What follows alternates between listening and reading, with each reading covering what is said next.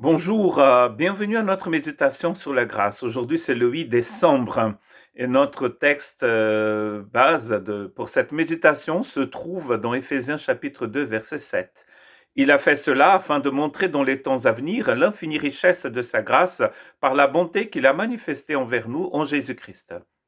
Paul va donc nous montrer maintenant pourquoi Dieu a fait ce qu'il a fait, pourquoi il est venu vers nous pour nous sauver.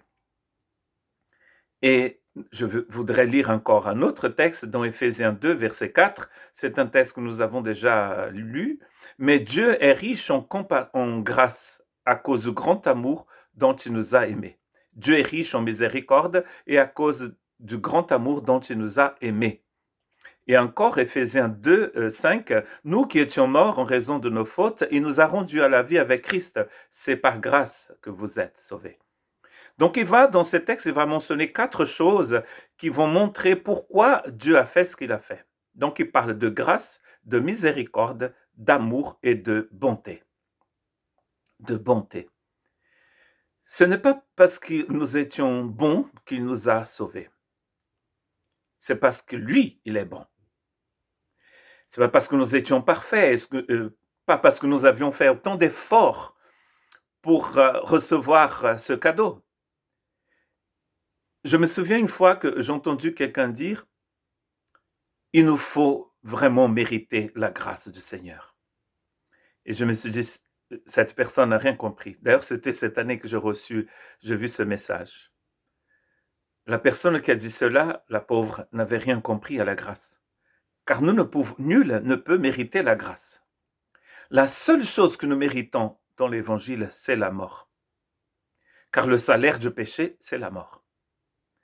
Paul nous a dit au début du chapitre 2 que nous étions morts par nos transgressions et nos péchés. Il dit aussi que nous étions condamnés, car nous suivions en fait le train de ce monde et nous étions sous la puissance des ténèbres. Et nous accomplissions bien sûr les désirs de la chair.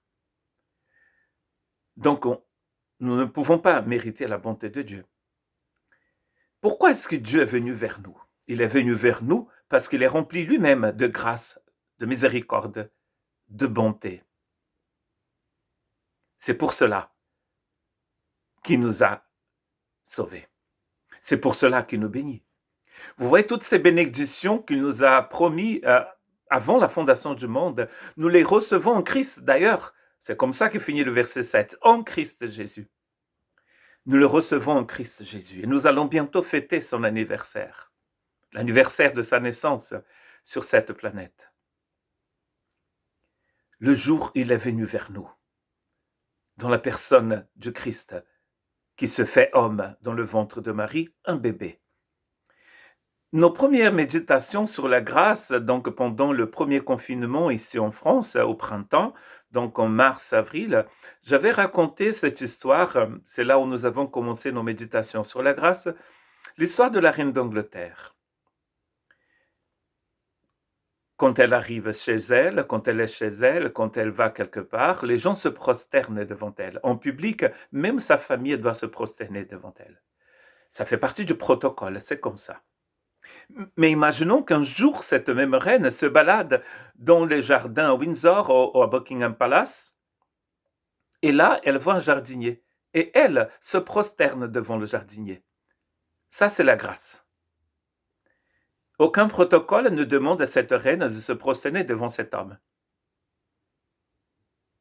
Pour le remercier, peut-être pour son boulot. Vous savez que la grâce, c'est quand Dieu se penche vers nous pour nous bénir.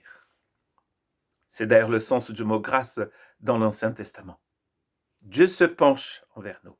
Il a fait ça en venant dans ce monde. Et vous savez comment il est né? À Bethléem, un village pourri, un tout petit village rempli de moutons, qui puait à fond les moutons. Et ensuite, il est allé encore plus loin pour démontrer sa grâce, son amour, sa bonté, sa miséricorde envers toi. Il s'est penché jusqu'à monter sur une croix au Golgotha. Que Dieu vous bénisse.